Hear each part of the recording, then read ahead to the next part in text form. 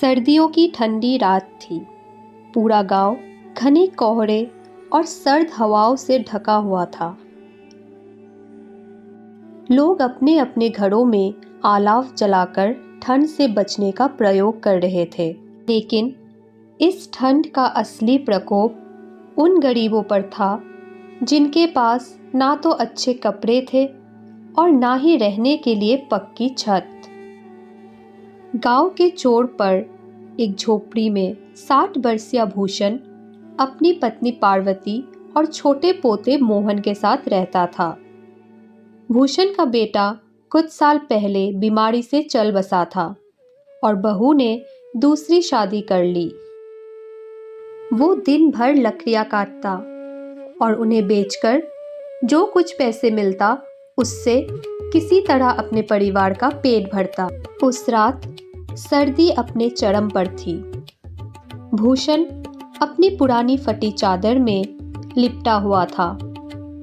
उसकी पत्नी पार्वती एक कोने में बैठी थी और पोता मोहन उसकी गोद में दुबका हुआ था।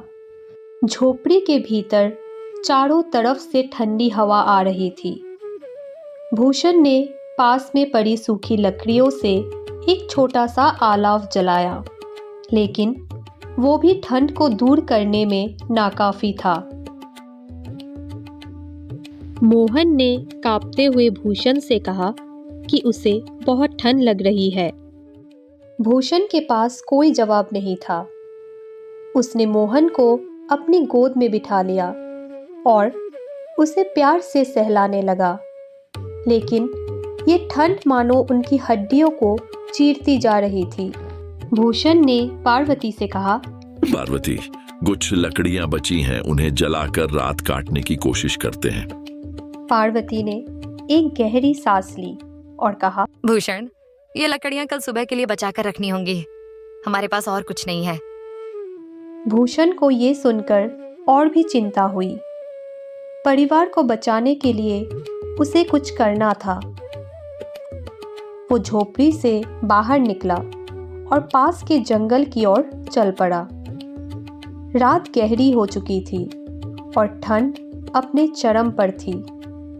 हर कदम के साथ भूषण के शरीर में ठंड का असर बढ़ रहा था।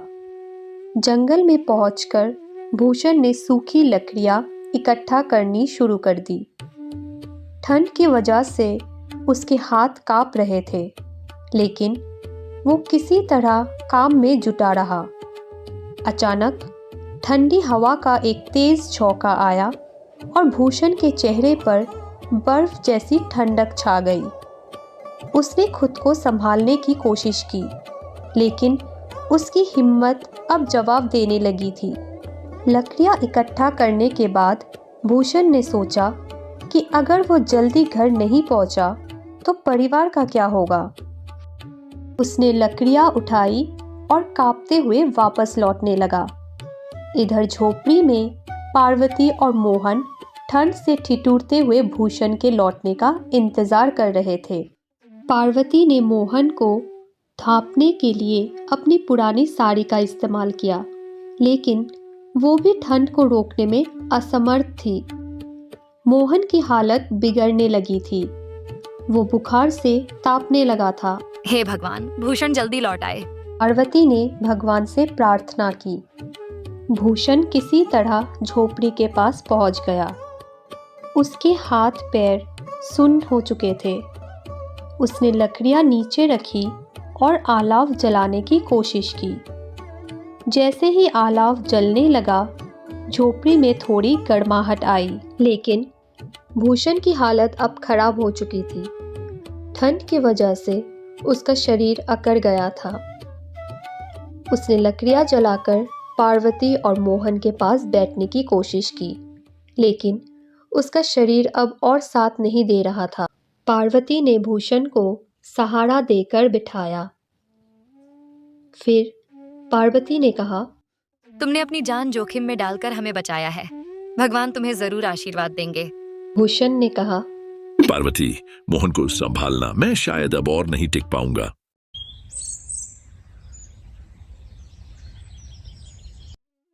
सुबह गांव वालों ने देखा कि भूषण की झोपड़ी से धुआं उठ रहा था। जब वे अंदर पहुंचा तो उन्होंने देखा कि भूषण ठंड से अकड़ा पड़ा था। उसके शरीर में अब कोई जान नहीं थी, लेकिन उसके चेहरे पर शांति थी। पार्वती ने रोते हुए कहा, भूषण ने हमारी जान बचाने के लिए अपनी जान दे दी। वह एक सच्चा योद्धा था। गाँव वालों ने भूषण की कहानी सुनी और उसकी मदद के लिए आगे आए। उन्होंने पार्वती और मोहन के लिए रहने और खाने का प्रबंध किया।